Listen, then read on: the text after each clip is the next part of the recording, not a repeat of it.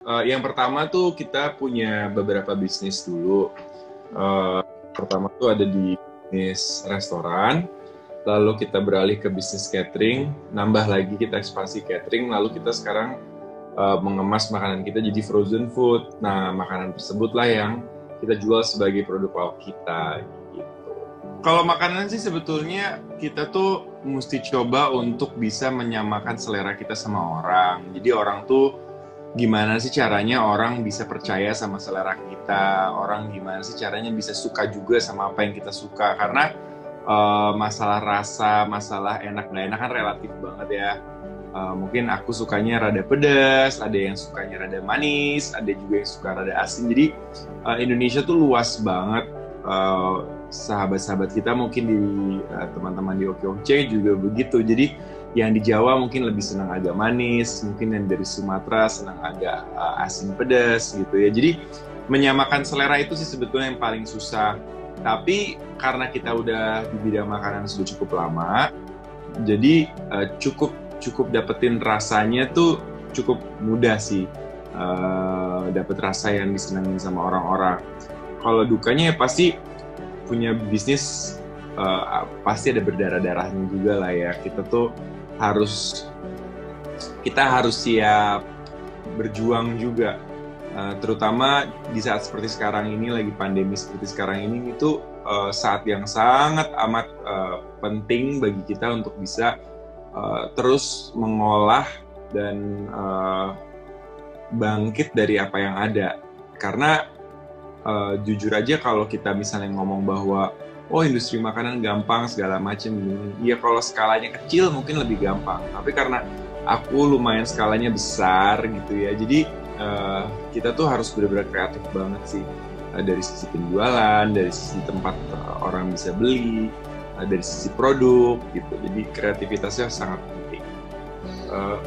Yang aku bisa kasih satu ciri itu biasanya kalau di Jakarta ya atau di Indonesia tuh social media itu cepet banget. Jadi ya, betul.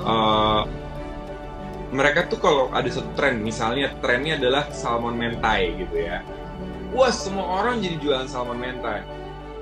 Sampai nanti lama-lama kita juga jadi bingung, ini salmon mentainya punya siapa gitu.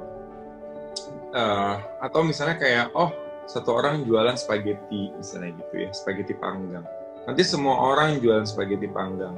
Memang nggak apa-apa, karena pada akhirnya konsumen akan memilih favorit mereka tuh yang mana sih gitu. Apakah spaghetti panggang yang A, B, atau C. Jadi ini dunia persaingannya juga free market. Semua orang bisa bersaing dengan sehat. Yang mulai nggak bagus itu adalah ketika kita nggak konsisten gitu. Misalnya kayak hari ini jualannya bakso, besok tapi lagi trennya, padahal bakso kita enak gitu ya, lalu lagi trennya jual soto ayam, terus kita ganti ke soto ayam. Nanti orang-orang yang senang bakso kita kangen kan sama baksonya, tapi kita udah nggak jualan karena kita ngikutin tren terus gitu. Kalau aku sih selalu menyarankan ini untuk teman-teman yang mau mulai usaha, cari kamu tuh jagonya di mana. Misalnya jagonya bikin nasi goreng, ya udah bikin aja nasi goreng. Jangan coba untuk bikin produk lain dulu. Udah fokus aja sama nasi goreng sampai kamu tuh punya nasi goreng jadi nasi goreng yang terbaik. Dengan begitu orang akan ingat sama nasi goreng kamu dan balik ke kamu. Kalau dari sisi lauk kita sebetulnya ini saat yang terbaik ya. Karena yang pertama lauk kita itu higienis. Yang kedua dia itu packagingnya salah satu yang terbaik. Ini aku bukan ngeklaim ya, tapi memang benar. Dia salah satu packaging yang terbersih terbaik. Yang ketiga, lauk kita itu diciptakan memang untuk sebagai makanan siap saji di rumah yang adalah masakan rumahan. Nah, jadi untuk teman-teman yang mungkin di rumah sekarang di rumah aja udah berbulan-bulan, atau memang harus keluar untuk kerja tapi nggak ada waktu lagi untuk masak karena protokolnya kalau mau keluar rumah jadi banyak, mau belanja sayur, mau belanja ini jadi ribet gitu ya. Ini salah satu solusi yang terbaik. Jadi memang adanya lauk kita ini hanya satu tujuan, untuk mempermudah hidup kita. Yang namanya pandemi itu keadaan dimana semua orang mengalami gitu ya. Jadi aku nggak bisa kayak aduh kita susah gitu nggak bisa.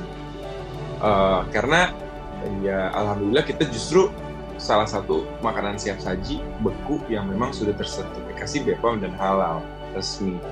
Karena sertifikasi BPOM dan halal itu wajib kalau untuk makanan beku gitu. Dan dapetinnya juga nggak mudah, kita melewati proses lab yang cukup panjang lah gitu ya. Nah jadi dari situ kita udah bisa masuk ke supermarket kan, karena udah punya sertifikasi tersebut. Jadi kita udah ada di sekitar 130 supermarket, Indomaret, terus hampir semua supermarket premium di Jakarta, Bogor, Depok, Tangerang, Bekasi, dan juga Surabaya, Bandung juga. Lalu kita juga punya titik-titik agen atau stokis. Lalu kita sedang menyiapkan aplikasi yang nanti dia akan nyambung sama stokis-stokis kita dimanapun mereka berada. Jadi kalau sekarang nih marketingnya masih rada-rada repot karena aku misalnya mau promo untuk Lauk Kita Bandung, ya aku harus benar-benar bikinin campaign untuk Lauk Kita Bandung. Nanti kita akan punya satu skema yang dia tuh global marketingnya. Jadi ketika aku ngeblast, semuanya akan bisa menikmati dan memetik buahnya gitu loh. Karena mereka nanti ada aplikasinya, ada webshopnya gitu kan. Jadi semuanya satu pintu lah istilahnya gitu. Kenapa dikasih nama Lauk Kita? Catchy juga ya, bagus ya. Jadi lauk kita tuh sebenarnya ya simpel aja karena kita kan orang Indonesia seringnya makan nasi pakai lauk gitu kan.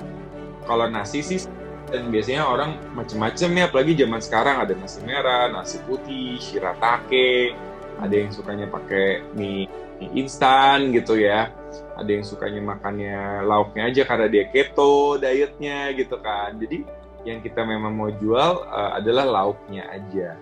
Jadi ya udah lauknya kita gitu. Makanya menunya menu rumahan banget sih, kayak bistik lidah cabai hijau, terus oseng mercon tuh kayak daging sapi dipotong dadu, terus dikasih sambal banyak banget gitu ya. Terus jadi selera banget gitu makanannya gitu ya, jadinya bisa makan pakai tangan gitu kan, and you can really enjoy your meal gitu. Yang penting tuh kita tuh poinnya tuh adalah pas makannya tuh happy gitu. Jadi ya itulah kan lauk yang bikin happy kan, kalau dapat lauk enak.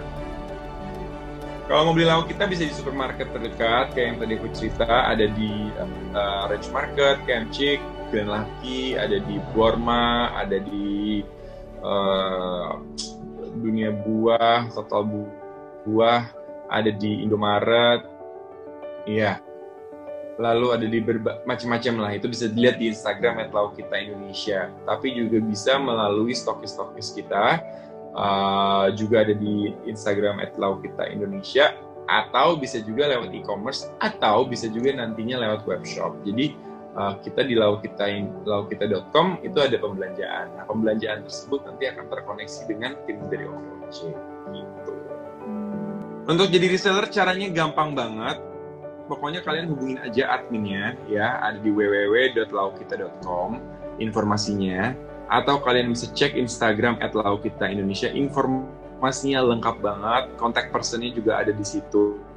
Langsung aja ditanyakan, nanti kita akan lihat berdasarkan daerah atau wilayah kamu berada di mana, nanti di situ akan kita hitungin potensinya tuh berapa pendapatannya. Kalau memang pendapatannya masuk, maka nanti kita akan bukakan titik untuk teman-teman di situ.